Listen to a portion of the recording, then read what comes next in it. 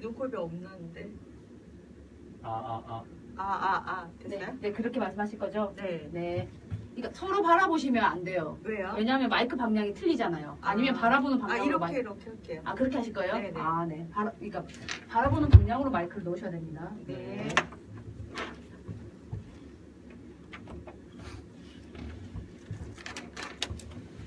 시작했습니다. 5번, 6번, 정분. 네. 좀 어두워도 될 것 같아요. 불 꺼드릴까요? 아니. 네네네네. 이렇게 하면 되네. 됐다. 됐다.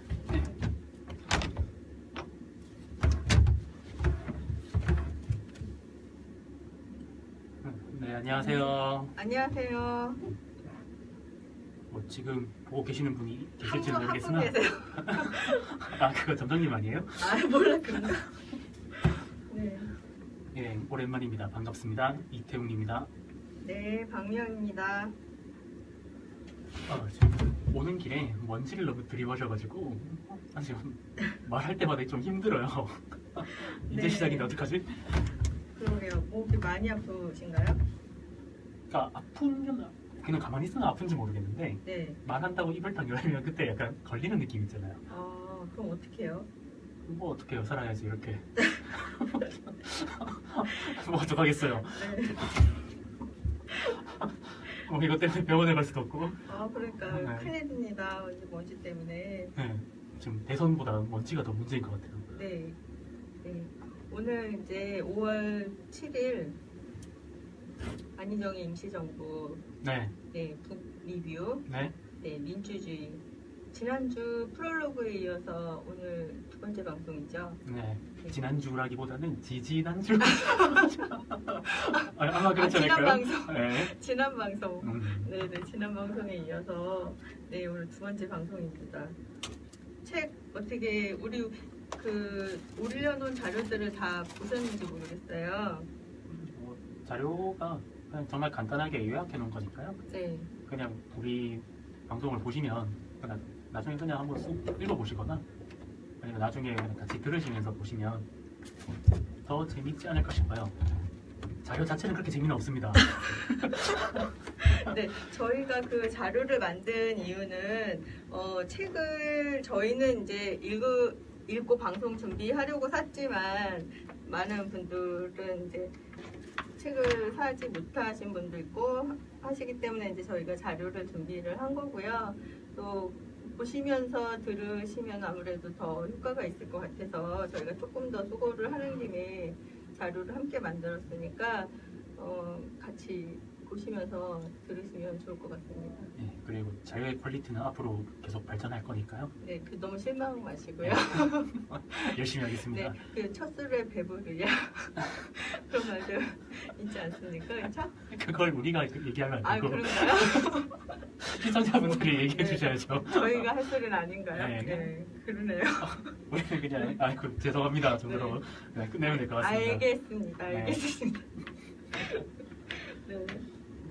그럼 이제 챕터 1하고 챕터 2를 볼 텐데 네. 먼저 뭐가 있었죠? 챕터 1에서는?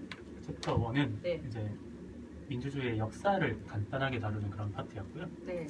그리고 민주주의적이지 않았던 사회가 어떻게 파멸의 길로 갔는가 그런 거에 대한 내용도 나오니까 우리 민주주의 체제가 어떻게 발생했고 왜 다른 체제보다 우수했는지 이제 그거에 대한 이야기입니다. 네, 그럼에도 불구하고 이제 고대 아테네의 민주주의는 멸망의 길로 들어섰는데 그것에 대한 또 원인은 무엇이었는지 또 그것이 또 전 세계적으로 어떤 영향력을 미쳤고 또 동시대 또 아니면 그 이후에 민주주의는 또 어떻게 발전을 했는지 한번 볼까요? 네. 먼저 이제 차례는 예전에 프롤로그 때 한번 다뤘었죠. 다 했기 때문에 그쵸? 네, 1장 시민의 권력의지 민주주의입니다. 네. 제가 보면 이제 아일랜드 대기근의 이야기로 시작을 합니다. 감자 마른병이 아일랜드에 덮쳐서 이제 영국의 본토에 그 대지주들의 착취가 거기에 더해져서 아일랜드 사람들이 이제 고난을 겪는 이제 이야기로 시작을 하죠. 네, 수십만 명이 사망했다고 하죠. 수백만 명이 수백만 명이요? 예, 수천만 아주 그 참혹한 현실을 그 책에는 묘사를 하고 있는데요. 뭐 말로 표현을 할 수 여기 다 읽기는 좀 그렇지만 네. 네, 말로 표현할 수 없을 정도로 참혹한 네, 현실이었다고 하죠. 사실 그 아일랜드에 있는 그 감사의 총량을 다 모으면 그렇게 사람들이 죽을 만한 것이 만한 그 정도 숫자가 아니었다고 네. 그렇게 그러더라고요. 네. 근데 이제 근데 이게 감자 마른병이라는 게 이제 그 병이 와서 감자가 다 씨가 말라서 죽게 되는 거잖아요. 네. 그래서 근데 감자밖에 또 이 소작농들은 착취 식민지의 그 아일랜드 식민지 사람들의 감자밖에 이제 식량을 먹게 하지 않고 영국 본토에서는 다 밀이나 다른 것들은 다 본토로 착취를 한 거잖아요. 네. 근데 또 이 감자가 그 마른병에 취약할 수밖에 없었던 이유는 또 감자가 생산성이나 이런 것 때문에 한 가지 종류로만 경작을 한 거예요.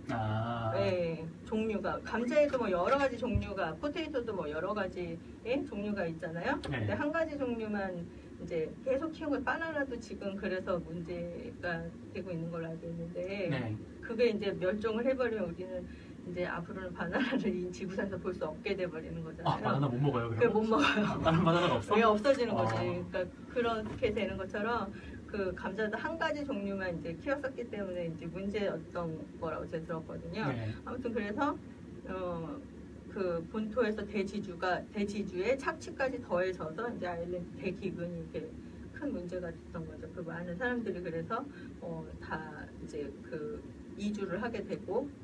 네. 네. 근데 왜 하필 아일랜드 대기근 사건을 이 책의 서두, 그러니까 이건 원래 방송이었으니까 네. 방송의 서두에 제시를 했을까요? 이 아일랜드 대기근을 네. 그 자원에 그러니까 그 아일랜드 대기근의 사건으로 인해서 식민지에서의 일어난 그러니까 결과가 자원 배분을 효과적으로 하는 것이 민주주의의 그 필요한 것이 아닌가라는 것을 사람들이 인식을 하는 계기가 되었다는 거 아닐까요? 그러니까 아일랜드가 그냥 민주적인 사회였으면 이런 대기근 그렇죠. 때문에 사람들이 죽지 않았을 텐데 그렇죠. 영국에 의한 권위주의 체제였기 때문에 그 체제로 말미암아 아일랜드 사람들이 수백만 명이 죽게 되었다. 그렇죠. 아일랜드 이런 시민, 뜻이죠? 네, 네. 아일랜드 시민들은 재배한 그 작물의 배분할 권리를 갖고 있지 않았던 거죠. 영국의 그 식민 지배를 받고 있었기 때문에 네. 그래서 자원 배분에 대한 결정권이 없었다. 그것이 아일랜드 기근의 근본 원인이었고, 그 민주주의에 필요한 것은 그런 자원 배분권이 있어야 한다는 거를 이제 주장을 하려고 했던 것 같아요. 네. 그래서 이제 아일랜드는 아직까지 잉글랜드를 별로 안 좋아합니다. 네, 그래서 네. 그래서 지금 북아일랜드는 네, 그 대영 제국이라 하죠. 그 네. 영국에 속해 있고 남아일랜드는 이제 독립국인데요. 아직까지 독립운동을 해요. 북아일랜드는 실제로 테러 같은 것도 합니다. 이런 게 이제 뿌리 깊게 박힌 거겠죠. 거기 반 잉글랜드 정서라는 게. 그래서 그 아일랜드 사람들이 그때 거기 아일랜드를 탈출할 수 있었던 유일한 그러니까 탈출구는 그 밀이나 다른 농산물을 네. 가지고, 그러니까 그 수출을 하잖아요, 다른 나라로. 그거를 가지러 오는 미국에 배가 이제 왔다 갔다 한 무역 배가 들어왔었는데 그 배를 타고 나가는 방법밖에는 없는 그런 현실이었던 거죠. 그런 정도로 참혹했다고 하는데, 그래서 정치란 그 사회적인 가치, 즉 희소한 자원의 권위적인 배분을 하는 것이다. 네. 네, 그래서 또 민주주의는 그 시민들 스스로가 자원 배분에 대한 통제력을 갖겠다는 그런 이상이다. 네. 네, 이런 결론을 1장에서는 내고 있습니다. 네, 그렇군요. 네. 거의 교과서적인 네. 적이죠. 네, 흐름이. 그래서 그 다음 장으로 보면은 그리스 아테나이로 가게 되는데, 아테나에는 뭐 모든 분들 아시다시피 민주주의가 많이 발전한 민주주의 꽃이라고 하시잖아요. 네, 혹시나 헷갈리시는 분들이 있을 수 있어서 네. 아테나이가 우리가 흔히 얘기하는 아테네. 네, 아테네. 네, 혹시나. 네, 네, 히라어로 이제 아테나이라고 하는데, 또 아테나의 그 민주주의의 특징은 한마디로 말씀드리면 시민에 의한 정책입니다. 네, 네, 시민에 의한 정책이라고 볼 수 있는데 그것이 무슨 뜻이냐면 아테나에는 페르시아 전쟁 중에 이제 민주주의가 발전을 하게 되는데요. 페르시아가 3번에 달하는 원정을 하게 되죠. 네, 네, 1차 원정, 2차 원정, 3차 원정까지 함에도 불구하고 패하게 됩니다. 네. 이제 아테나에게. 3번의 달한 원정에도 불구하고 살라미스대전의 그 아테나의 승리로 인해서 민주주의가 발전을 하게 되고요. 아테나에는 네, 예, 그 페르시아 전쟁의 결과로 델로스 동맹이 이제 맺어지게 되는 거죠. 그 아테나를 중심으로 한 여러 그 도시 국가들이 델로스 동맹을 맺게 되는 겁니다. 한 400개 됐다고 합니다. 그 숫자가요? 네, 참여한 아, 도시들이. 그건 몰랐네요. 그래서 그 델로스 동맹을 맺게 되고 나중에 이제 그 스파르타 동맹을 맺게 되는 그 스파르타 동맹과 나중에는 그 이 페르시아 전쟁 이후에 싸우게 되는 내전이 자웅을 들이는. 예, 그렇죠. 그게 펠로폰네소스 전쟁이 되겠는 거죠. 그건 이제 내전이라고 볼 수 있겠죠. 네, 그래서 델로스 동맹이 맺어지고 이 그 델로스 동맹의 맹주로서 이제 아테나에는 더욱 지배 구조를 강화하게 되는데 이때 민주주의의 꽃을 네, 피우죠. 꽃을 피우게 네. 되는 거죠. 네. 이게 이 전쟁이 굉장히 중요한 게요. 네. 페르시아라는 나라는 당시에 세계 최강대국이었다고 보시면 됩니다. 네, 영토도 그렇죠. 거의 이집트에서부터 저 인도까지 이르는 대제국이었고, 네네. 또 아테네를 쳤을 당시, 그러니까 첫 번째 원정 당시에 이제 황제가 다리우스 1세라고 해가지고 다리우스. 그 페르시아의 전성기를 이끈 황제였어요. 네, 그 황제가 제일 처음에 들어왔을 때 실패를 하고 이제 실패를 했죠. 네, 네. 실패를 했고 그 아들이 이제 복수전 해가지고 네. 다시 그 그리스로 쳐들어오게 되는데 네. 이때를 배경으로 만든 영화가 300? 300이죠. 네네. 300 많은 분들 보셨을 텐데. 네. 그리고 이 살라미스 대전이라는 게 네. 이렇게 그 근거 없이 누군가가 이렇게 정해놓은 거긴 한데 그 세계 역사상 3대. 4대 해전에 들어가요. 아, 3대가 아니고 4대인가요? 네. 네. 그 살라미스 해전이 첫 번째고 네. 두 번째가 칼레 해전이라고 해가지고 스페인 무적 함대가 영국한테 박살났던 이제 그런 해전이 있고 이제 세 번째가 트라팔가르 해전이라고 해서 나폴레옹이 영국한테 또 박살났던 거기에 혹시 이순신 장군의 해전이 들어간 4대인가요? 네, 그 한산대첩 네. 한산대첩이 이제 마지막으로 아, 들어가게 되죠. 네. 네. 그렇군요. 그래서 뭐 더 페르시아 전쟁에 대해서 그러니까 이게 아테네가 도시 네. 하나잖아요. 네네. 아테네가 도시 하나인데 네. 페르시아는 이집트부터 인도까지 이르는 대제국이잖아요. 네. 그러면 왜 아테네가 페르시아를 이겼을까? 어떻게? 네. 지금 생각해보면 그냥 단순히 페르시아 사람들이 전부 몰려가가지고 아테네 땅만 밟아도 아테네가 박살날 것 같은데 왜 아테네가 페르시아를 이겼을까? 이제 여기서 민주주의 체제가 제국, 전제주의보다 훨씬 뛰어난 무언가가 있지 않을까라는 걸 추측할 수 있다는 거죠. 그래서 그 이제 역사책을 쓰게 된 거죠. 그 기록을 해야 되겠다라는 생각에 헤로도투스가 페르시아 전쟁에. 예. 그래서 델로스 동맹의 결과로 이제 민주주의를 발전을 하게 됐는데 그럼 델로스 동맹 이후에 네. 그러면 이제 시민사회에서는 아테나이의 그 시민사회에서는 어떻게 뭐 어떤 식으로 민주적인 방법으로 이제 그런 민주주의가 발전을 했나 네. 이제 살펴보게 되면 그 시민사회에서는 전쟁에 참여하는 것은 이제 모든 시민의 의무이기 때문에 그렇지만 이제 1계급 이제 계급 시민사회도 계급이 있잖아요. 1계급 뭐 2계급 이렇게 네. 그런 상류 계급의 그런 시민들은 뭐 비싼 말을 구입한다던가 해서 전쟁에 참여를 하게 되고 했는데 하층민은 그렇게 할 수가 없었던 거예요. 네. 그래서 그냥 해군 함선에 노를 젓는 그 병사로 이제 참여를 하게 되는 거죠. 네. 그런데 아까도 말씀하셨다시피 그 살라미스 해전에 그런 중요한 중요성이 부각이 되고 또 아테네에도 그 바다로 둘러싸여 있다 보니까 해전의 중요성이 해군의 중요성이 이제 부각이 되고 하다 보니까 그 해군의 군사력의 중요성이 더욱 부각이 된 거죠. 그리고 또 델로스 동맹의 결과로 모든 그 군사 자금이 다 이제 아테나이로 몰리게 됩니다. 네. 네, 그래서 그 병사들의 국방비로 병사들한테 그 급여가 지급이 되면서 그러니까 이제 괜찮은 거죠.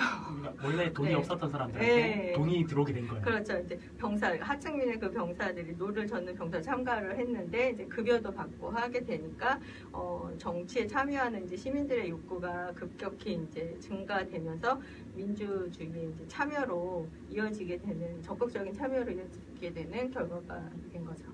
그러니까 결국은 민주주의는 약간 자본주의. 풍속해야 네. 할 수 있다라는 그런 시선적도 좀 그런가? 네. 볼 수 있다고 생각해요. 먹고 살만 해야 뭐 민주주의고 뭐고. 당장 내가 죽게 생겼는데 그렇죠. 어딜 가겠어요. 네네 그러네요. 그래서 그래서 이제 발전을 하게 됩니다.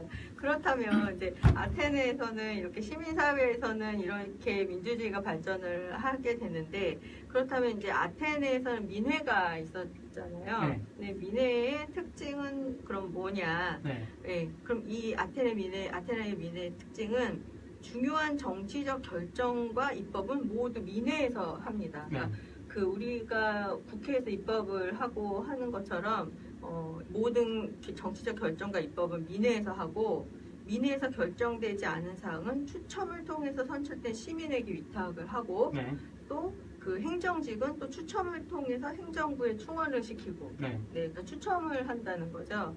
그리고 다만 전쟁을 지원하는 재정관은 선거로 선출하고 네. 또 중임이 가능했고요. 네. 그리고 또 하나의 특징은 시민법정을 운영을 한 거예요. 민회를 운영하고 시민법정을 운영을 하고 한 것이 이제 아테나의 특징인데 시민이 직접 기소를 하고 피고인이 직접 변호를 하고 그리고 시민 배심원이 판결을 하는 시민법정 운영을 했다는 특징이 있죠. 서로 시민 법정에서 굉장히 유명한 사람이 사형을 당했죠. 아, 소크라테스라고. 네. 네. 그래서 플라톤이 민주주의를 그렇게까지 싫어요. 좋아하진 않았습니다. 네, 싫어했다고. 네. 그래서 아테나에는 그 한마디로 말을 하자면 시민에 의한 정책이다. 정책. 민회와 시민법정이 최고 정치기관을 시민법정이 최고 정치기관을 이루는 시민에 의한 정책을 한 민주주의였다. 이렇게 정리도 될 수 있을 것 같고요. 네. 그다음에 이제 근대로 넘어와서는 이제 민주정이 아닌 공화정이 되는 거죠. 그리고 민주주의와 보통선거권이 이제 화두가 되는데 미국의 이제 독립을 하게 1787년에 미국이 독립을 하고 재헌회를 하면서 대의 민주주의가 도입이 되고 네. 그러면서 이제 공화제가 되는 거죠. 그리고 보통선거권을 위한 투쟁을 시작합니다. 처음부터 보통선거권이 이렇게 다 주어진 건 아니었던 거예요. 네. 네. 돈 많은 백인만 할 수 있었죠. 그렇죠. 미국에서는 돈이 많은 로드 아일랜드주에서 상당한 재산을 가진 백인 남성만 투표권이 있었는데 이것에 대한 문제를 제기하기 시작을 했는데 이것이 이제 전국적으로 확대가 되면서 결국에는 1850년대에 백인 남성의 선거권이 제한이 철폐가 되죠. 그렇지만 이때에도 여성에게는 흑인에게는 선거권이 주어지지 않았었던 거예요. 네, 특히 흑인은 선거권이 문제가 아니라 당시의 노예였어요. 네, 맞아요. 그러니까 백인 남성이 보통 선거권을 가진 그 그렇죠. 순간에도 맞아요. 흑인은 노예였습니다. 네네네. 그리고 이제 미국에서 이제 이런 상황이었고, 영국에서는 1838년에 그 차티스트 운동이라는 선거법 개정 운동이 일어납니다. 그 영국의 그 노동자들의 투표권 쟁취 운동이 이제 시작이 되는데, 완전한 보통 선거권은 영국에서도 1차 세계대전 중 정부와 노동계층의 대타협의 결과로 이루어지게 되는 거죠. 1차 세계대전 중에. 예, 여기서 시사점이 있는 게 네. 전쟁 중이잖아요. 네. 세금 걷고 노동 징발해야 되죠. 그렇죠. 네, 그래서 해준 거예요. 그러니까요. 그래서 1981년에는 21세 이상의 모든 남성에게 확대되고 1928년에는 21세 이상의 여성에게도 확대가 되는 그런 진짜 보통 선거 시대가 네, 있죠. 보통 선거 시대가 그때 이루어진 거죠. 그러니까 뭐 그리 오래된 것 같진 않네요. 그래서 이제 이 책에서는 이것이 뭐 이렇게 보편 타당하다고 이걸 저희가 이렇게 다 받아들일 수는 없지만 이 책에서는 자원 배분과 이제 민주주의와의 관계를 말하고 있어요. 이거를 말하기 위해서 이렇게 길게 오지 않았나 싶어요. 네. 네. 만약 정부가 가난한 시민들의 구매력을 지원하는 정책을 시행하거나 외국에서 식량을 사들여 나누어 주었다면 기근은 쉽게 피할 수 있었을 것입니다. 라는 말을 인용을 하고요. 그리고 민주주의가 갈등을 해결하는 방식 중 하나는 시민들이 정부를 해고할 수 있다는 것입니다. 민주주의에서 시민들은 직접 통치를 하는 것은 아니지만 평화적으로 그리고 정기적으로 정부를 해고할 수 있습니다. 이것이야말로 민주주의가 갖는 큰 의미 가운데 하나입니다. 라고 인용을 했어요. 그 버나드 마닝이라는 뉴욕 대학 교수의 말을 인용을 했는데요. 네. 그 배분과 민주주의의 그 선거의 그 방식을 연결을 해서 그 자원 배분과 민주주의의 관계를 설명을 하고 있죠. 네. 근데 뭐 사실 이게 굳이 민주주의뿐만이 아니라 네. 정치라는 것의 정의예요. 네, 그렇죠. 민주주의는 시민에 의한 자원 배분 권력이다. 뭐 아리스토텔레스가 말하는 것까지 인용을 했어요. 네, 거기서 민주주의를 정치로 바꾸고 음. 시민의 의한을 빼버리면 그게 바로 정치의 정의거든요. 그렇죠. 근데 그 민주주의는 그 배분의 주체가 누구인가라는 걸 그 이름에 딱 밝혀놨죠. 국민이라고. 이제 그런 데서 의미가 있는 거고. 아까 이제 공화제라는 말씀을 하셨는데 공화제라는 게 말 그대로 국가가 공적인 거라는 거예요. 국가가 사적인 게 있느냐? 있죠. 왕정. 그러니까 미국에서 근대로 넘어오면서 정말로 그 정치 제도를 많이 고민을 한 게 이제 제도를 성립을 해야 되는데 어떻게 해야 되는지 고민을 많이 했다 그래요. 그러니까 네. 왕정은 당연히 싫고 아니고. 그건 아닙니다. 여기 책에 그렇게 나와 있던데. 원래 네. 미국 사람들은 조지 워싱턴 보고 네. 즉위를 하라고 했어요. 아 진짜요? 네, 취임을 하라고 한 게. 그럼 여기 이제 그 정치 헌법주의자가 말한 바에 의하면, 그러니까 그렇게 그것도 싫어했고, 그 다음에 그 민주주의라는 말도 싫어했다는 거예요. 왜냐면 이제 민주주의는 서민에 의한, 그러니까 노동자들에 의한 정치 제도라고 생각해서, 그렇다면은 이거는 다 모든 자본을 다 나누어줘야 되는 그런 걸로 봤기 때문에 미국은 또 되게 자유주의와 자기 사유재산의 그 보호의 욕구를 되게 강하게 가지고 있는 채로 출발을 하잖아요. 거의 절대 진리라고 알고 있죠. 네, 그렇게 자유주의로 시작하기 때문에 그 민주주의 자체는 민주주의 있고 여기도 지금 자원배분과 민주주의라고 밝혔듯이 민주주의 시작이 그 자원배분을 어떻게 효율적으로 자원배분의 권력을 갖는가라고부터 시작을 했기 때문에 민주주의 이꼴 자원배분이라고 봤던 거예요. 네. 네, 그렇기 때문에 민주주의라는 말을 그냥 그 형태이기 때문에 이렇게 좋아하지 않았다고 해요. 그래서 이제 공화정이라는 걸 택했다고 해요. 네. 공화정은 왕이 없다는 뜻이고, 네. 그러니까 모든 국민의 국가라는 뜻이고요. 네. 근데 그 공화정은 말 그대로 그냥 공화정이라는 정의지, 그걸 네. 어떻게 굴리느냐. 네. 이제 그거는 딱히 정해져 있는 바가 없거든요. 네. 이제 거기서 미국의 헌법을 제정하는 사람들이 어떻게 그러면 미국이란 국가를 굴릴 것인가에 대해서 굉장히 큰 고민이 있었던 것 같아요. 대통령제라는 전대미문의 제도를 만들어내고 그 다음에 연방제라는 또 전대미문의 제도를 만들어내잖아요. 네네네.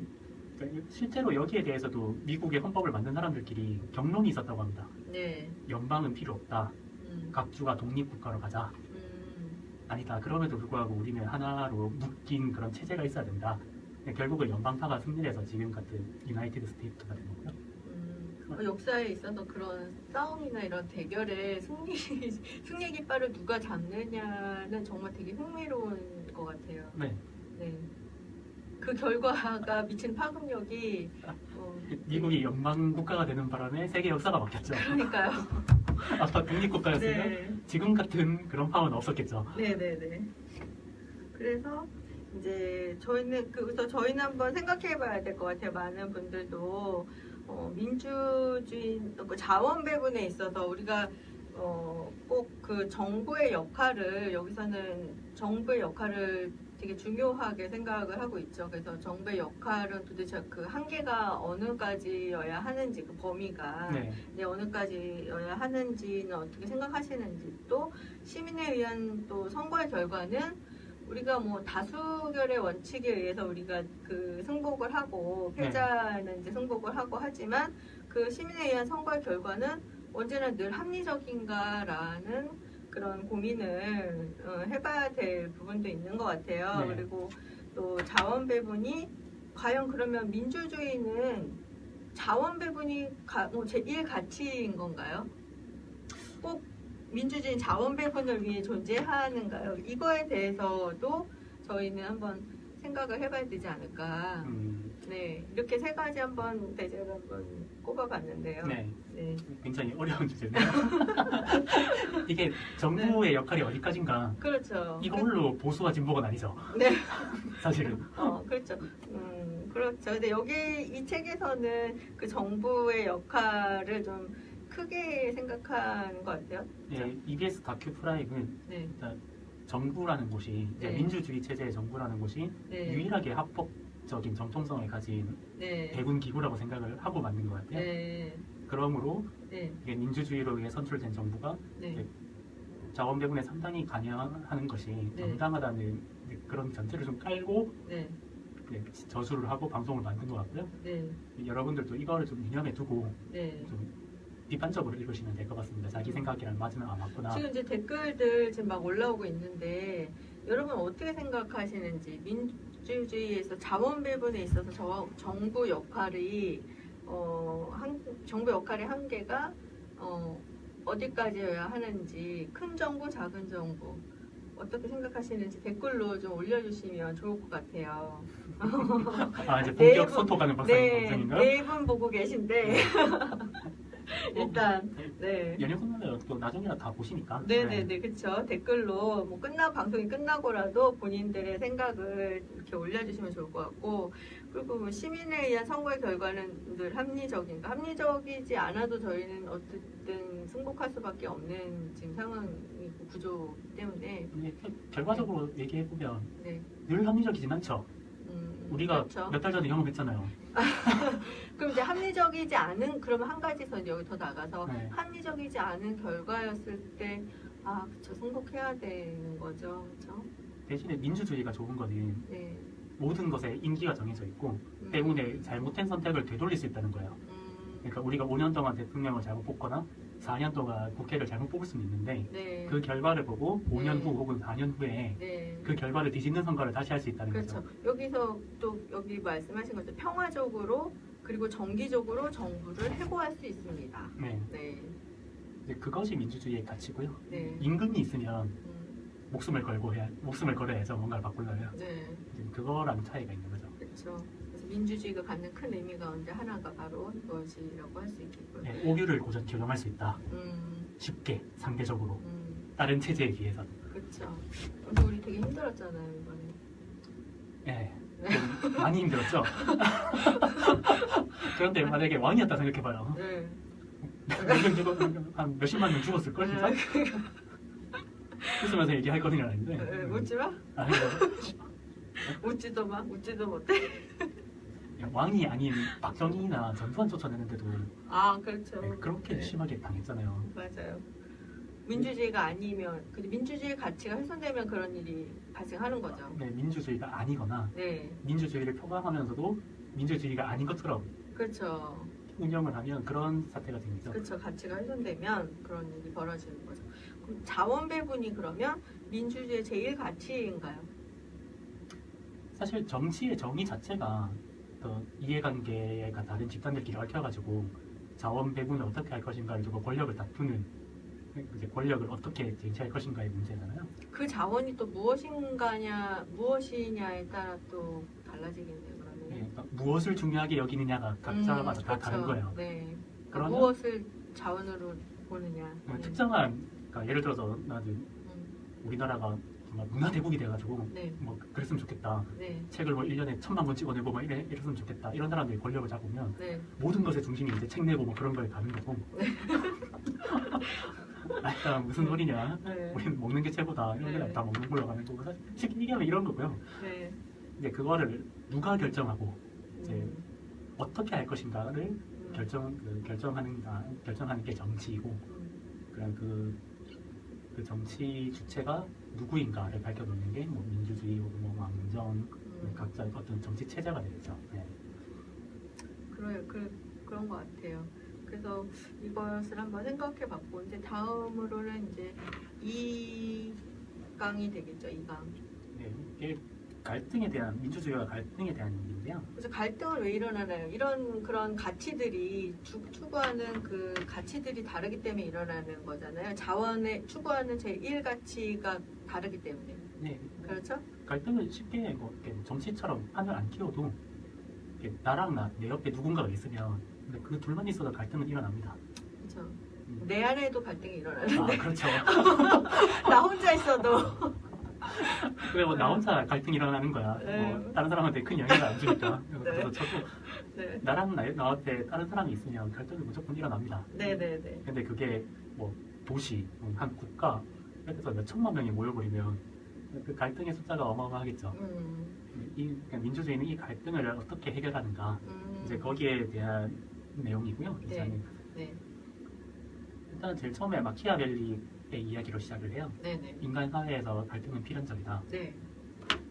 그리고 그것을 조절하고 해결하는 것이 정치다. 우리가 아까 이제 얘기했던 것처럼 정치가 갈등을 조절하고 해결하는 장치라는 거고요. 네네네. 그러니까 민주주의는 그 정치를 어떻게 운영하는가에 대한 체제인 거고. 진짜 방법인 거죠. 네. 방식. 그리고 샤츠 슈나이더라는 사람이 네. 이제 갈등이야말로 민주주의를 굴리는 엔진이다. 그 갈등이 민주주의의 가장 핵심적인 의제다. 동력이네, 동력. 의제이자 동력이다. 그렇죠. 이렇게 얘기를 하고 있어요. 네. 그리고 이 갈등이 민주주의의 엔딩이란다. 엔진. 끝날 뻔했어. 근데 갈등 일어나요? 끝내고 싶은 갈등이? 그건 아닌데. 네. 발음이 꼬여가지고. 네. 엔진이다. 네. 이것을 전체로 해서 이제 네. 2장을 풀어나갑니다. 네. 그리고 그래서 그냥 간단하게 갈등이 어떻게 해결되는가 네. 여기 먼저 얘기를 하는데요. 네. 그냥 아무 상태 없이 가만히 놔두면 힘이 강한 사람이 갈등을 어떻게 끝낼 것인지를 결정을 하겠죠. 근데 목소리 큰 사람이 이긴다 뭐 이런 원리인가요? 네, 그러니까 뭐 누가 아무도 관심을 안 가지면 그렇죠. 만약에 저랑 점장님이 있으면 여기 아무도 없어. 그럼 내가 갈등을 결정할 가능성이 높겠지. 왜 힘이 세? 그러니까 자연 상태에서 아마 파워가 센 놈이. 그럼 이거는 가능하겠죠. 목마른 사람이 우물 판다 이런 거네. 네. 네. 처음에 그렇게 결정을 하겠죠. 그냥 일반적으로 그러니까 집단도 마찬가지예요. 집단도 그냥 가만히 있으면 강한 집단이 약한 집단을 때려 잡아가지고 결정권을 가지겠죠. 그렇죠. 그런데 그런 사태를 막기 위해서 이제 정부가 개입을 해가지고 둘의 갈등을 조절하고 해결한다라고 먼저 얘기를 하고 있고요. 사실은 근데 민주주의에서 보면은 그 정부도 우리가 시민이 그런 갈등을 해결해 달라고 위탁하는 거잖아요. 네. 네.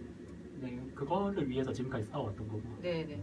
그런데 이 사고 자체가 이제 만인에 대한 투쟁이라는 홉스의 개념을 이제 전제로 해가지고 만들어진 내용인데 사실 민주주의의 기획자들 중에는 이것과 좀 다르게 생각한 사람들도 많습니다. 어떻게요? 그러니까 저랑 점장님이 있는데 네.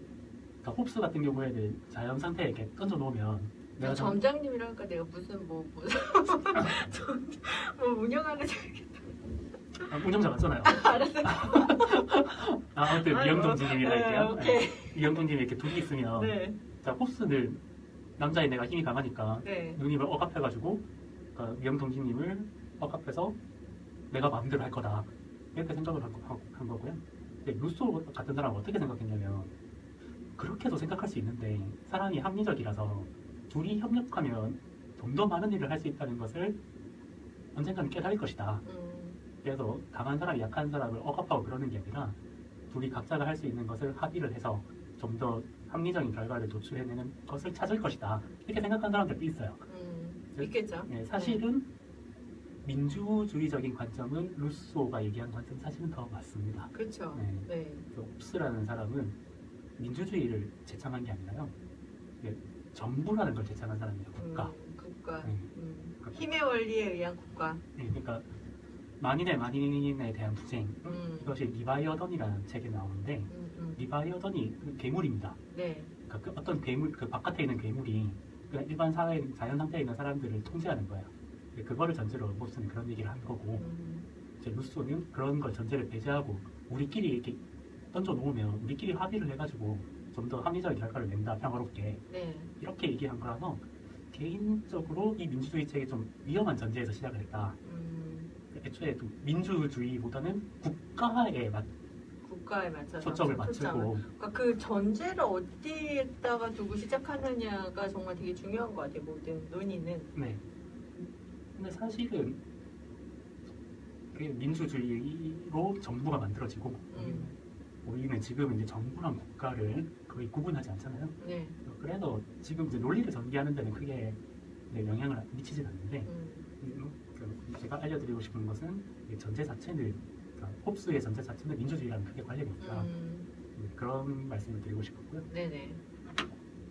이제 그렇게 갈등을 해결하는데 가만히 놔두면 감자가 약자를 찍어 눌러서 결정권을 가져가게 되고 네. 우리는 정부가 개입을 해서 그 갈등을 조절하고 해결한다라는 게 일단 시작이고 네네. 그리고 그 갈등이 언제 어떻게 표출되느냐 네. 이제 그 얘기를 다루고 있는데요. 네.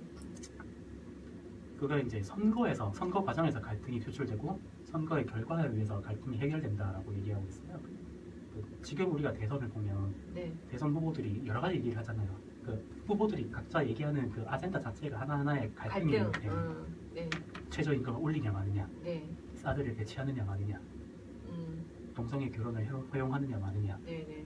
뭐 4차 산업혁명에 정부가 뭔가를 해야 되느냐, 네. 그냥 민간에 복지를 뭐 이렇게 하느냐 마느냐. 뭐 선별적 복지를 할 것인가, 포괄적 복지를 할 네, 것이냐. 보편적 복지를 할 네. 것인가.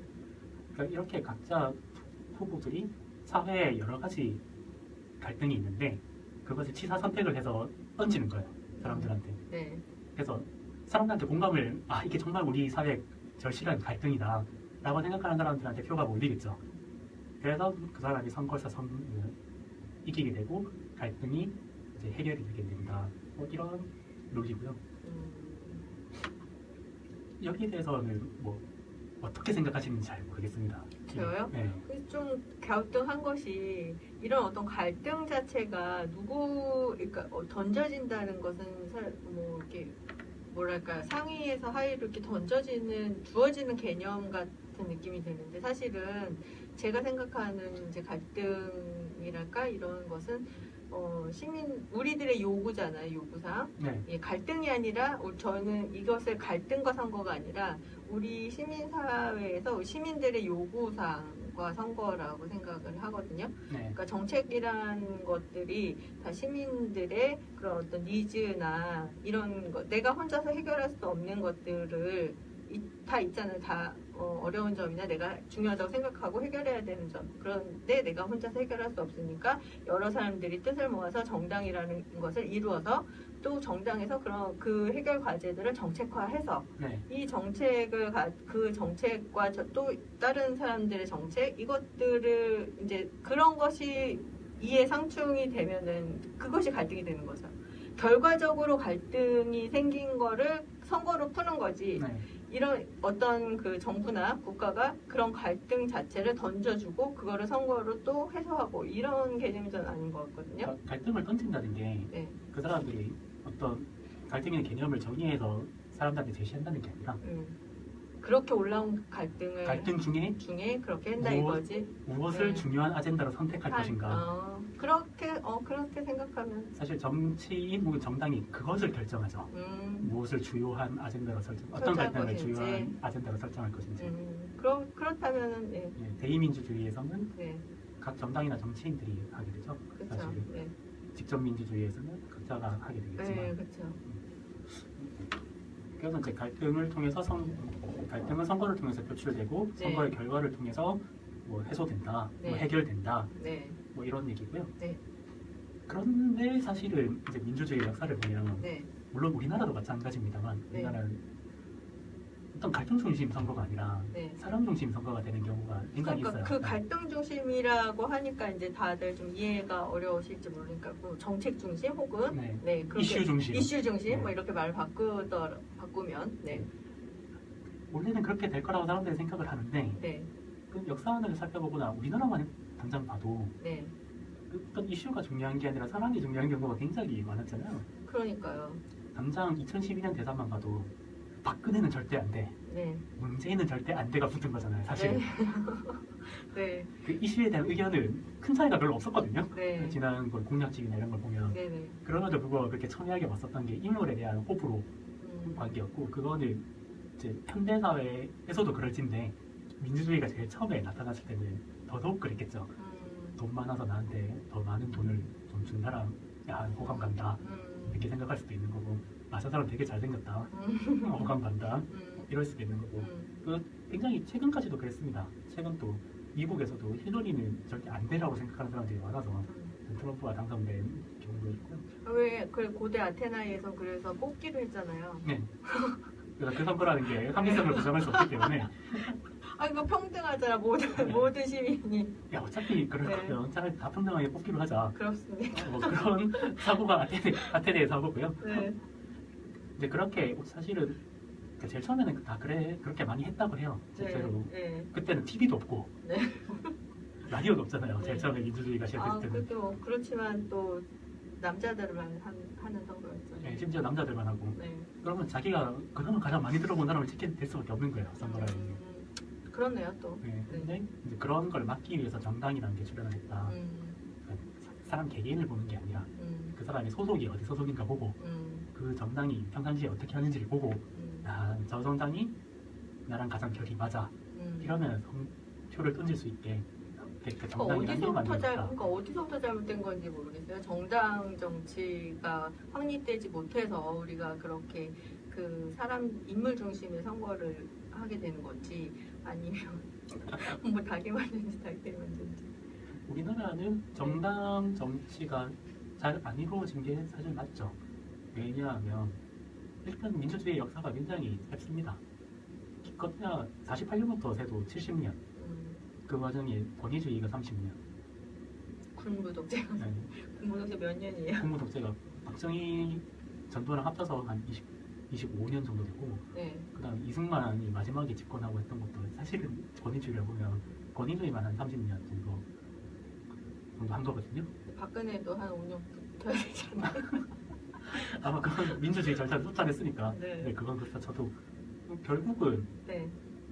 이제 전쟁 때문에 뭔가 정치를 못하거나 뭐 그런 경우도 있었으니까 87년 이후로 우리는 딱 30년 진짜 민주주의다운 정당 정치다운 정당 정치를 하는 건데 30년이면 사실 한 세대예요. 제가 31살인데 그러니까 저랑 실제로 정당의 나이들이니까 가장 오래된 정당의 나이들이 사실 똑같은 겁니다. 그러니까요. 현대사가 그렇게 길지 않아요. 정말로. 저도 되게 미성숙한 인간이잖아요. 네, 맞아요. 정당도 마찬가지죠. 맞아요. 31살밖에 안 맞아요. 되는데 그러다 보니 아직까지는 어쩔 수 없다고 생각을 합니다. 물론 많이 붙여나가곤 있어요. 옛날에 비해서는 정당 제가 어릴 때만 해도 그냥 당 그런 거 안 봤어요. 당은 봤다. 다른 의미로 당을 봤네. 제가 틀렸네요. 다른 의미로 당을 봤네. 그렇죠. 그리고 다 지난번 선거와 이번 선거만 해도 사실 우리가 좀 되게 뭐랄까 그 피부로 느끼는 뭔가 다른 점들을 느낄 수 있잖아요. 네, 뭐 어떤 걸 느끼고 계신가요?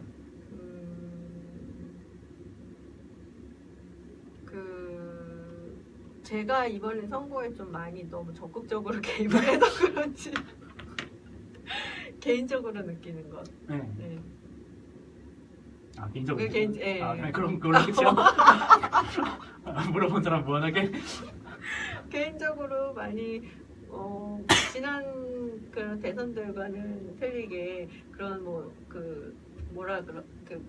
네거티브나 그런 것들도 많이 이제 시민들한테는 안 먹히는 것 같고, 네, 그런 안보 그런 파리들도 뭐 그 전 대선이나 그 전 대선만 해더라도 뉴스에서 뭐 한 번 얘기를 뭐 하면은 그 다음 뭐 그 여론조사나 이런 거에서 뭐 영향이 확 미친다거나 뭐 이런 것들이 있었는데 예, 그런 것들도 이제는 뭐 다들 콧방귀도 안 끼고 또 무슨 안보파리 하는구나 뭐 이렇게 그냥 여기고 이런 것들이 이제 많이 경험치가 축적이 돼서 이제 그런 웬만한 거에서는 이제 끄덕도 안 하시는 것 같아요.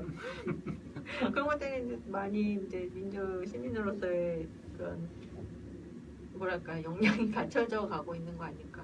근데 여러 가지 사회적인 원인이 있겠죠. 지금처럼 목적의식이 되게 분명했던 선거도 드물었고 어떻게든 해야 바꿔야겠다. 저쪽을 바꿔야겠다. 네. 그렇게 생각하는 목적의식도 뚜렷하고 그리고 저는 민주화 이후에 30년이라는 것도 굉장히 크다고 생각합니다. 이 30년이라는 게 한 아이가 태어나가지고 딱 성인이 되는 거잖아요. 그러니까 온전하게 권위주의 체제를 겪어보지 못했던 사람들이 지금은 이제 사회 주류로 올라오기 시작한 그런 세대예요. 네. 그러니까 이 사람들은 민주주의 체제라든가 어떤 선거라든가 뭐 정당 정치라든가 이런 거에 대해서 이전 세대에 비해서 상당히 익숙합니다. 이제 그러다 보니까 조금씩 이제 사고가 바뀌는 거고요. 그러니까 이번에 진짜 이번이 확실히 정말 그 정치의 그 변곡점이기는 하긴 한 것 같아요. 정당 정치에서도 그렇고 이 대선 그러니까 모든 그 정치 여러 가지 면에서 확실한 변곡점이긴 했었던 것 같아요. 네. 네. 이제 그것이 폭발한 게 지난 이제 촛불 시위였던 그러니까요. 거고, 네. 그리고 이제 내일 모레 있을 대선에서 결과가 이 촛불 정국의 결과가 어떻게 결론지어질 것인지. 정말 이렇게 떨리고 이렇게 기대되는 대선 결과는 또 처음인 것 같아요. 저는 은근히 기대가 잘 안 되는데. 그래요? 예상이 돼서? 뭐 예상도 되고 네. 미래도 예상이 되고. 자리 깔으셔야겠어요. 저랑 같이 미아리 갑시다. 그냥 미아리에 뭐 있어요? 몰라? 네. 미아리 되게 유명한 그 서울에 그 점쟁이 많은 그 골목이라 해야 되나? 상권이라고 그래야 되나? 그래서 되게 잘 맞추거나 이러면 미아리에 돗자리 깔으셔야겠다고 막 하는 말들 하잖아요. 이 세대 차이야 뭐야? 지역 차이. 지역 차이? 네. 그쵸, 울산이라? 네. 지역 차이. 내가 사실 미아리라는 곳에 가본 적이 한 번도 없습니다. 그래서 모르는 거야? 네. 근데 미아리 가자고 그럴 때마다 못 알아들은 거예요? 네. 어머나. 미아리는 뭐랄까 왜 가나 했어 그러면? 네, 미아리 고개밖에 저도 들어본 게 없어요. 정말? 네. 미아리에 거기 뭐 박스무당 뭐 이런 뭐 옛날에 뭐 그 점쟁이 뭐 철학관 뭐 이런 거 있잖아요. 네. 그런 게 많았대나? 하여튼 대명사. 그런 거예요. 아무튼 중요한 건 아니고. 네. 네, 중요한 거를 짚고 넘어갔어요.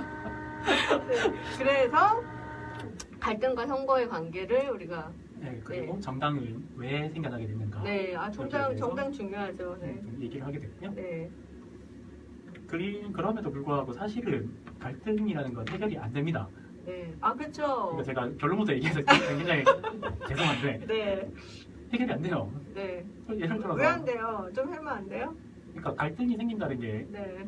애초에 이해관계가 다른 거잖아요. 네. 한쪽이 이기면 네. 한쪽은 이득 보고 나머지 한쪽은 당연히 손해를 보겠지. 그건 해결된 게 아니죠. 네. 얘는 여전히 불만인데. 좀 해줘. 여전히 불만인데 당연히 해결된 게 아니고. 네. 다만 민주주의 체제라는 건 네. 뭐 이기든 지든 뭐 서로 생각이 다른 사람들이 그냥 저 사람들도 저렇게 생각할 수 있구나 라는 걸 인정하는 제도인 거예요. 그렇죠. 그러니까 갈등을 완전히 해소할 수는 없죠. 내가 손해보는 어떤 정책이 선택이 되거나 내가 손해보는 정당이 손해를 보게 하는 정당이 집권을 하더라도 네. 그거의 정통성을 인정을 하고 자기도 그냥 꾸준히 계속 어젠다를 던지는 거예요. 네. 네. 당신들이 집권하고 있지만 난 그 권위를 인정하지만 네. 내 생각은 다르다. 네. 그 상대적도 그래 나와 당신은 다르지만 너도 그대로 존중해줄게. 이것 자체가 민주주의의 전체라는 얘기를 하고 있고요. 그 다음에 나온 얘기가 네. 이제 정당들이 갈등을 어떻게 이용해가지고 네. 자기 표를 끌어오는가 여기에 대한 얘기를 좀 하고 있어요. 전략과 전술? 선거 전략인데 네. 그걸 갈등 중심으로 소개를 한 건데요. 네. 미국 얘기를 먼저 합니다. 네. 미국에 민주당이 있고 공화당이 있잖아요. 네. 이 두 당은 옛날부터 있었어요. 네. 미국이 생기는 순간부터 거의 있었다고 보시면 되는데 네네네. 민주당이 지금 이미지랑 많이 달랐어요. 네. 원래는 남부의 백인들을 위한 정당이었습니다. 백인 지주들이죠 당시에 치면. 그러니까 남부에 돈 많은 그 지주들을 네. 위한 정당이었고 공화당은 북부 공업지대에 있는 노동자들의 정당이었어요. 그 지금 이미지랑 완전히 다르죠. 네, 반대네요, 완전. 네, 그래서 남북 전쟁이 일어났을 때 공화당 대통령이었던 링컨이 오히려 지금 생각해보면 민주당이 흑인 인권 생각해야 될 것 같잖아요. 네. 링컨이 공화당 대통령이거든요. 네. 그 사람이 흑인 노예를 해방하자고 한 거예요.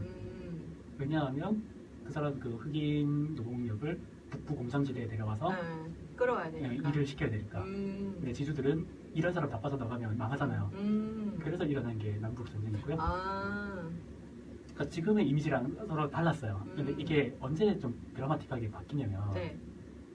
그 경제공황이라는 게 네. 맞잖아요. 네. 2차 세계대전 끝나고. 네. 1920년인가요? 1920년대 후반부터 30년대 네. 그때 오는데 이때 민주당이 자기가 원래 가지고 있던 그 갈등의 구조를 바꿉니다. 원래는 남부 백인의 이익을 대변하겠다 이런 거였는데 나는 가난한 사람을 대변하겠다로 갈등을 바꿔버립니다. 그래서 남부에 좀 가난한 농민, 그다음에 북부에 가난한 노동자를 묶는 정책을 던지죠. 그게 네. 뉴딜 정책. 뉴딜 정책. 네. 그러니까 그 저소득층의 소득을 보장해줘서 네. 이제 구매력을 상승시키고 경제를 다시 되살리겠다는 정책인데 내수 경제를 살리겠다고. 네. 네. 그것 때문에 민주당은 이제 노동자 정당, 농민 정당으로 전환이 돼요. 네.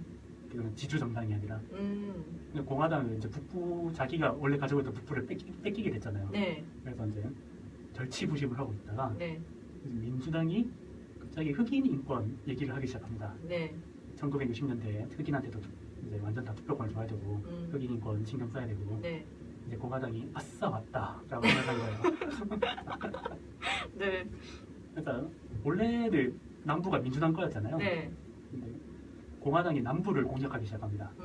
이제 레이건이 나서 남부의 자치권을 인정하고 남부 지지들의 그런 기득권을 인정하고 그런 식으로 남부를 공략하기 시작해요. 그래서 4년 사이에 선거 결과가 확 바뀝니다. 76년도에는 남부 13개 주 중에 12개가 민주당을 지지했는데 80년도에는 완전히 정반대로 공화당을 12개 지역에서 남부가 선택을 해요. 이렇게 이제 공화당이 남부를 다 먹게 되고 지금까지도 그렇게 되겠죠. 그리고 이제 보편적인 복지를 반대하고 신자유주의를 공화당이 표방하게 되고 그 다음에 기독교적인 전통주의를 고수합니다. 공화당이. 예, 동성애 안 돼, 네. 낙태 안 돼. 네. 그러니까 기존에 이제 기독교적인 마인드를 가지고 있던 미국인들이 한테 통하는 거예요. 그 청교도적인 그런 마인드를 가지고 있었던. 이 하나님이 주신 네. 그런 거를 어긋난다고 생각하잖아요. 뭐 동성애든 낙태든 이제 그렇게 해서 지금과 같은 보수 그다음에 진보의 양당 체제가 완전히 현재로서 무너지게 된 거고 이제 앞으로는 또 어떻게 될지 우리가 지켜봐야 되는 거고요. 그렇죠. 앞으로는 되게 되게 급변할 것 같아요. 뭔가가. 트럼프 때문인가요? 네. 확 바꿔놓을 것 같아. 그냥 사실 트럼프가 지금까지 그 선거에서 던졌던 게 네. 공화당의 역대 그 선거 전략을 사실 다 집약한 거예요. 남부 지주, 그 다음에 기업, 그 다음 기독교적인 보수주의 이런 걸 다 사실 다 묶은 건데 그거를 굉장히 거친 언어로 얘기했을 뿐. 그렇죠. 언어도 중요해요. 네. 사실 새로운 개념은 아니었어요. 네, 그렇죠. 어떤 언어로 어떤 그 목소리로 말을 하느냐도 중요한 것 같아. 다만 이제 트럼프가 이제 또 다른 갈등을 끌고 온 게 원래 공화당은 신자유주의라고 얘기를 하죠. 네. 그런데 국가에 대한 보호무역주의를 던지죠. 네. 그래서 또 다른 새로운 갈등의 치환을 가져오는 선거 전략을 썼습니다. 그래서 성공했죠. 네, 그래서 민주당이 다음엔 어떻게 대응할지 이제 그걸 두고 우리가 봐. 보는 것도 관전 포인트. 그렇지 보는 거죠. 그러니까 네. 이렇게 네. 그러니까 내가 어떤 갈등을 중시하는가 네. 이거를 바꿈으로 해가지고 네. 누가 다수파가 되고 누가 소수파가 되고 이걸 꾸준히 이제 만드는 거예요. 이제 그걸 전략이라고 부르는 거고요. 미국은 이렇게 양당이 서로 한두 대씩 이제 주고받은 상태가 현재 고착이 돼 있는 거고 우리나라 같은 경우에는 다당제잖아요. 다당제에서는 또 그렇게 할 수가. 사실은 우리나라는 그래도 다당제지만 네. 실질적인 양당제고요. 그렇죠. 네. 원래 옛날에는 민주 대 반민주, 민주주의 대 권위주의의 대결이었는데 그게 3당 합당이 되면서 그 갈등이 치환이 돼요. 호남 대 비호남, 그다음에 보수 대 진보. 오늘 갈등이 치환이 돼서 현재까지 이제 굳어져 있는 상태인데 이제 그 구조가 박근혜 사태 때문에 무너진 상태에서 이제 앞으로 어떤 사람이 갈등의 헤게모니를 잡고 앞으로는 그렇죠. 가져갈 것인가? 앞으로는 갈등의 구조가 어떻게 될 거라고 예상을 하십니까? 저는 한동안은 보수 진보로 갈 거라 생각합니다. 보수 진보로. 근데 그 보수랑 진보를 좀 더 세분화되게 좀 나눠가질 것 같아요. 뭐 중도 보수, 뭐 네, 중도 진보. 중도 진보 뭐 네. 이런 식으로. 지금은 우리가 양당제였기 때문에 그냥 양쪽으로 나가잖아요. 근데 그 다당제에서는 각자가 그 각 포지션을 좀 차지하는 정당이 좀 나오지 않을까. 지금 또 사실은 그런 움직임으로 가고 있는데 네. 이게 정착이 될지 안 근데 될지 그런 거 사실 우리 안희정 지사님은 그런 그 진영의 논리를 깨자고 나오신 거잖아요. 그럼 보수와 뭐 진보의 이런 진영의 논리 없이 그 중앙선을 가자는 네, 가겠다는 그런 새로운 길을 가겠다고 이제 진영의 논리를 깨겠다고 하신 분인데 이제 앞으로 방향은 또 그렇게 가고 있단 말이에요. 뭐 네. 중도 보수, 뭐 중도 진보 막 이런 식으로 네. 뭐 그리고 또 지금 저 신상정당 정의당 같은 경우는 또 지금 무슨 막 진보 중에서도 정통 진보. 네, 정통 진보 막 이런 노동자 중심의. 네, 노동자 중심 정통 진 거기서도 또 뭐 무슨 파 또 막 논란이 지금 막 내부적으로는 또 막 일고 있죠. 네. 근데 그렇게 하고 또 지금 보수도 사실은 극보수 뭐 중도 보수 또 막 그렇게 지금 바른정당하고 지금 나눠져 있고 이런 상태인데 네. 이런 뭐 통합하고자 했으나 네. 일단은 실패를 했으니까 네. 그런데 이렇게 지금 더 세분화됐단 말이에요. 네. 어떻게 이 상황을 헤쳐나가야 할지 또 다음에 이제 안희정 지사님이 이제 나오시더라도 또 같은 그런 아젠다로 통합에 새로운 길을 가겠다 이렇게 하셔야 되나? 그때는 또 다른 말씀을 하셔야 될 것 같기도 하고 이게 참 애매한 것 같아요. 일단 뭐 통합의 아젠다를 오늘 썼다가 내일 안 썼다가 사실 이런 거 좀 많이 그쵸. 말이 안 되고요. 그러니까 통합을 해야 되는 상황이 더 나눠져 버린 상황이 돼 버렸어요. 그러니까 그 나눠지는 것 자체가 이제 나쁜 게 아니라 이제 안희정 지사님이 말씀하신 거는 그 나눠진 것 자체에 뭔가를 같이 판단을 하는 게 옳다 그르다 같이 판단을 하는 게 아니라 그 나눠진 사람들이 어떻게 그러면 합의안을 도출할 것인가 그 플랫폼을 만들고자 했다고 저는 생각을 해요. 이제 그 플랫폼을 완성하는 거는 뭐 굉장히 언제라도 해야 되는 그런 문제이기 때문에. 그렇죠. 근데 저는 그런 점에서 그러니까 플랫폼을 만드는 것 자체는 좋은데 뭐랄까 그러니까 명문화 돼버리고 이렇게 구체화 돼버리고 뭐 이렇게 중도 보수 뭐 이렇게 그러니까 사람들이 입에 오르고 그렇죠. 네, 구체화 돼버리고 막 이렇게 돼버리면 뭔가 좀 더 어려워지지 않을까 뭐 이런 생각도 들고. 저는 개인적으로 그러니까 안희정 지사님은 이렇게 생각 안 하셨겠지만 저는 그 안희정 지사님의 경선 과정을 지켜보면서 그 그러니까 우파 정벌이라 생각했었어요. 솔직히 말하면. 그러니까 보수 지역을 원래 진보에 문 닫고 있던 사람이 직접 이제 말 타고 가가지고 보수 지역의 땅을 이제 점령하는 그런 식으로 봤었는데. 저도 그렇게 근데 필요하다고 생각하거든요. 왜냐하면 대한민국의 모든 아니지만 거의 대다수의 국민들이 뭐 약간 보수 성향을 가지고 있다고 들었어요. 저도 사실은 근데 약간 뭐 중도 보수에 가까운 것 같고. 그렇게 보면 민주당의 색깔을 어떻게 가져가야 하냐 뭐 이런 많은 사람들 논의를 하고 있는데 그러니까 여당의 보수 여당의 그런 어떤 아젠다 그러니까 그런 스탠스에서 앞으로 정책이나 모든 국정 운영을 해야 뭐 이렇게 국민들의 통합이라던가 이런 것들이 안정적으로 할 수 있지 않냐라는 그런 말씀들을 많이 하시더라고요.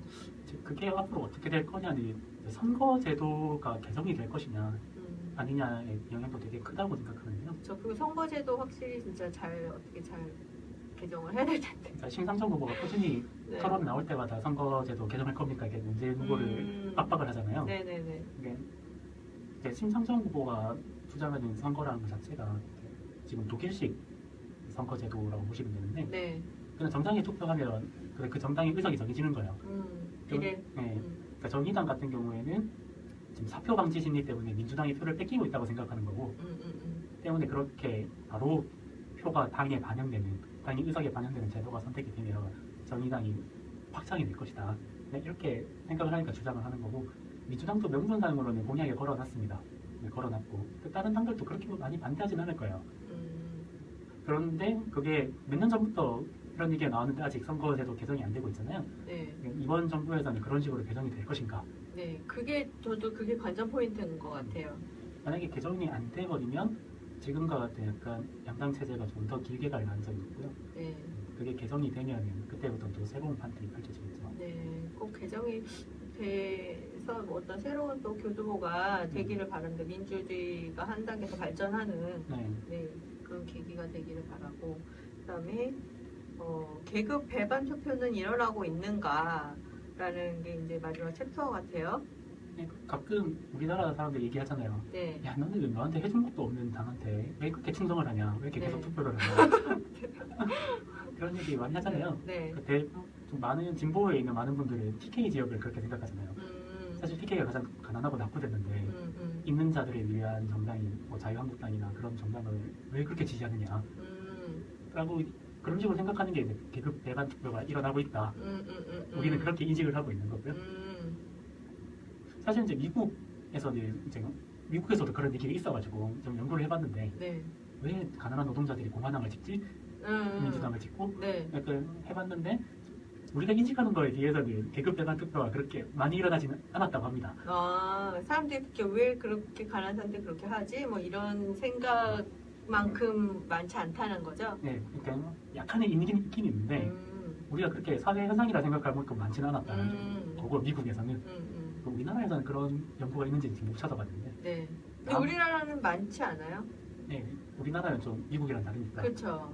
다만 이제 미국 연구 결과에서 좀 주목해 볼 만한 게 저소득층은 계급 배반 투표를 약간 뭐 하는지 안 하는지 잘 모르겠고 다만 고소득층은 계급 배반 투표를 많이 하지 않는답니다. 그러니까 자기가 한테 이익을 준 정당을 다 거의 다 찍는데요. 그렇죠. 그러니까 그 사람들이 훨씬 더 충실하게 계급에 투표를 한다. 네. 이런 결과가 있고 적어도 그 부분은 우리나라도 마찬가지인 것 같아요. 네. 좀 더 고소득층, 기득권층이 자기를 대변하는 정당에 좀 더 충실하게 투표를 하고 그렇죠. 좀 상대적으로 저소득층, 뭐 비기득권층들이 자기의 그런 경제적인 스탠스와는 다른 투표를 많이 하고 그런 경향은 없지 않아 있는 것 같은데. 근데 이거 그럼 계급 배반 투표는 왜 일어난다고 보세요?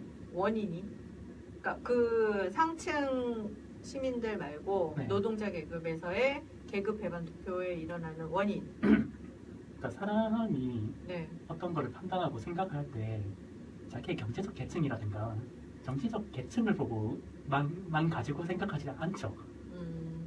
그럼 예를 들어서 그럼 나는 뭐 어쨌든 하늘이 점지해준 자식을 뭐 절대로 납세를 해서는 안 된다고 생각한다. 이게 뭐 어떤 경우든 이라고 생각하면 자기가 저소득층이든 노동자든 간에 그걸 주장하는 정당을 못 찍는 거예요.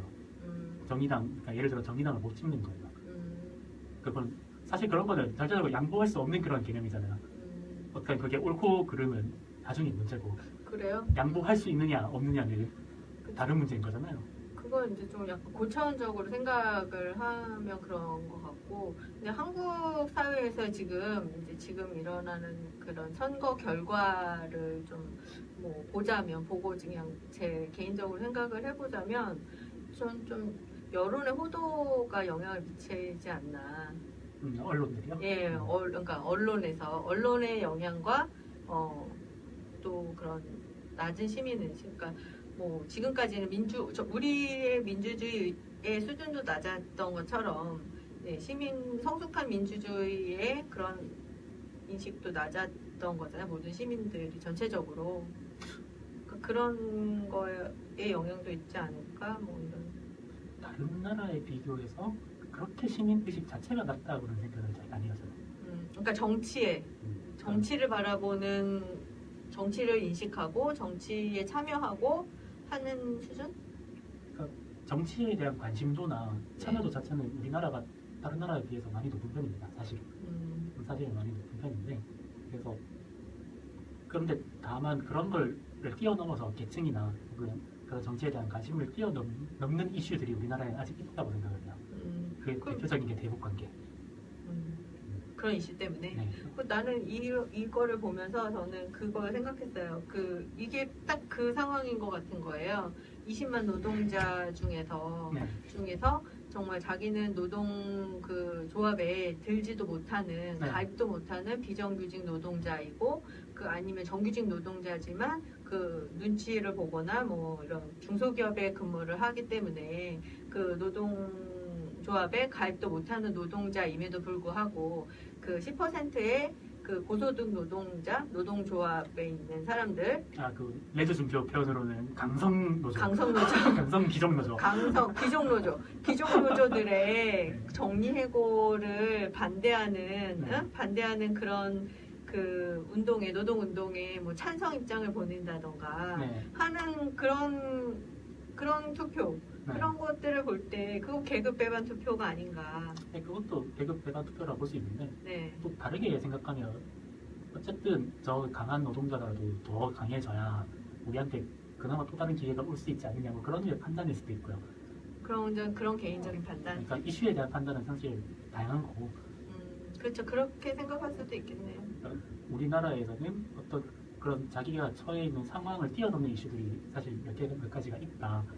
그것 때문에 우리나라에서는 약간의 계급 배반 투표라는 게 일어나는 게 아닌가라고 특수한 생각을- 상황이라서. 네, 저는 좀 추측을 하고 있는 거고 그냥 분단 국가 그쵸. 이것도 있고 좀 많은 전문가들이 연구를 좀 하셔서 미국에서는 계급 배반 성향이 크진 않다고 했는데 우리나라의 경우는 어떤지 저도 궁금하네요. 네. 그러니까 우리는 추측을 할 수 있는데 그러니까. 딱 보고 있는 자료는 그쵸. 사실 없잖아요. 그러니까 개인적으로 추측만 할 뿐이지.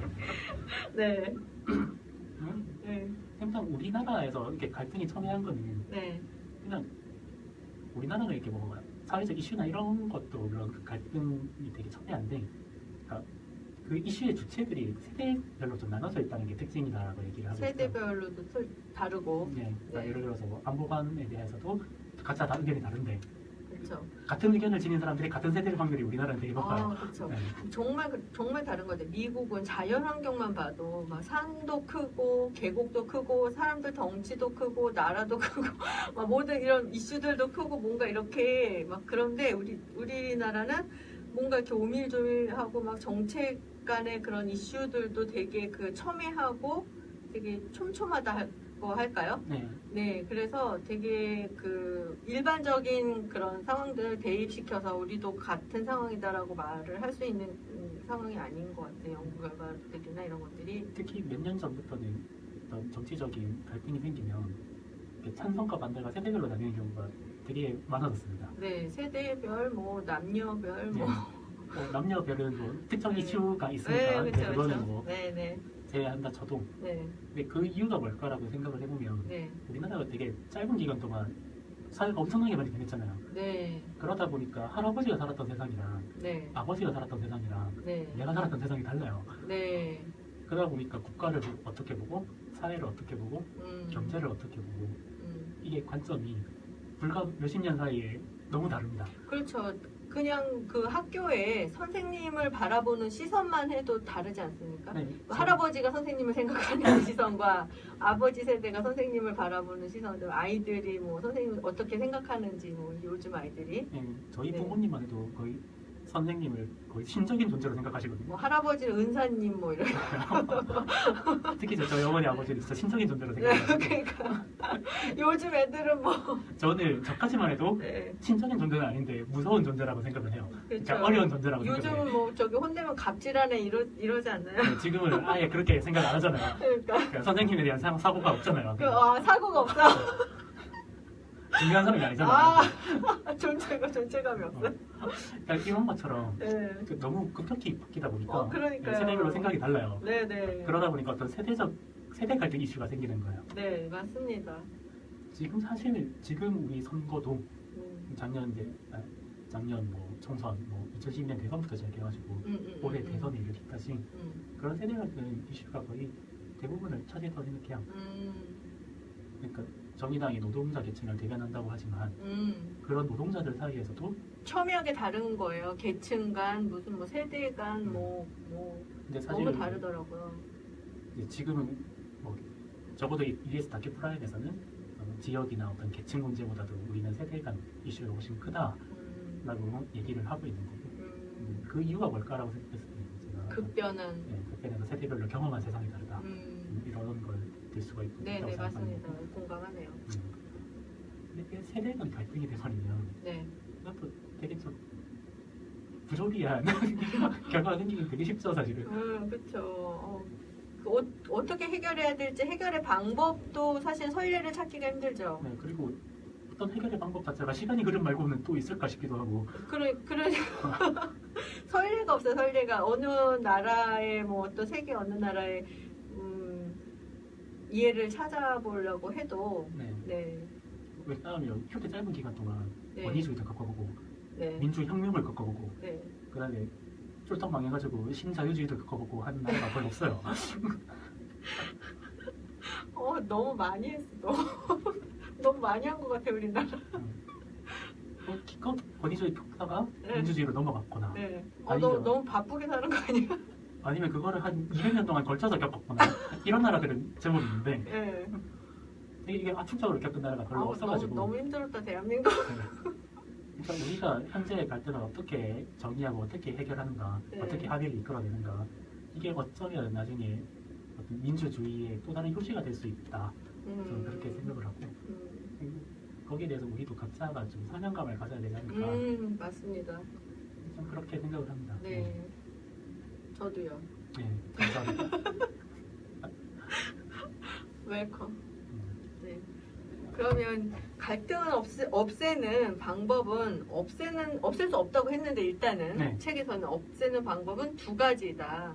하나는 자유를 없애는 것이고 또 하나는 모두 같은 생각을 하게 하는 것이다. 결국은 없다는 얘기네요. 네, 네. 자유를 없앤다는 거는 그냥 네. 왕정 생각하시면 돼요.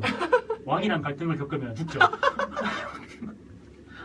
죽어 그냥. 네, 왕이랑 갈등을 겪으면 죽고 그냥 죽어 그냥. 모두 같은 생각을 가지는 네. 건 당장 나도 같은 일에 대해서 생각이 다를 때가 있는데 그렇죠. 불가능하죠. 불가능하고. 네. 이따 말 잘했네요. 제임스 메디슨. 네. 알겠습니다. 정확히 뭐 하는 사람인지 잘 모르지만 그러니까. 네. 유명한 사람이래요. 네, 그렇습니까? 네. 오늘 이렇게 민주주의의 책 우리 1강하고 2강 여기 나도 있구나. 나 뭐 하는 거 했어. 남의 게 좋아 보인다. 남의 쪽이 좋아 보인다고. 그래서 선거를 할 때도 다양한 공약, 이렇게 나와 밀접한 거, 다음에 나와 밀접하진 않지만 사회적으로 어떤 큰 이슈가 되는 거 이런 걸 골고루 다 살펴보시고 이렇게 5월 9일 대선을 하시면 될 것 같아요. 네. 이렇게 눈앞에 있는 거 못 보고 멀리 있는 거 못 보고 이러지 말고. 네. 책 1강, 2강 봤고요. 다음 주에는 3강, 4강 살펴보도록 하겠습니다. 3강, 4강에는 뭐가 있냐면요. 네, 뭐가 있나요? 네. 챕터를 보면 민주주의가 우선한다가 3강이고 네. 4강은 기업과 민주주의가 지금 있네요. 특히 사장 같은 경우에는 네. 우리나라에서 지금 크게 이슈가 되고 또 있죠. 네. 네네네네. 민주주의 사회에서 기업은 네. 어떻게 해야 되는가, 어떻게 해야 되고 그걸 어떻게 손을 대야 되는가 말아야 되는가 이거부터 시작해서 댑시다. 한번 대봅시다. 네. 4강을. 손을 대봅시다. 네, 굉장히 이제 큰 이슈이기 때문에 네.